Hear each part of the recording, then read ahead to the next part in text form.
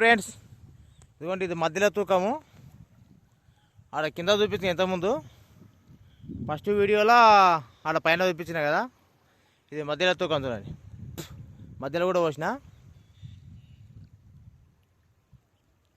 ఈ దాంట్లోనే కొంచెం వాటర్ నిలబడవు బాగా.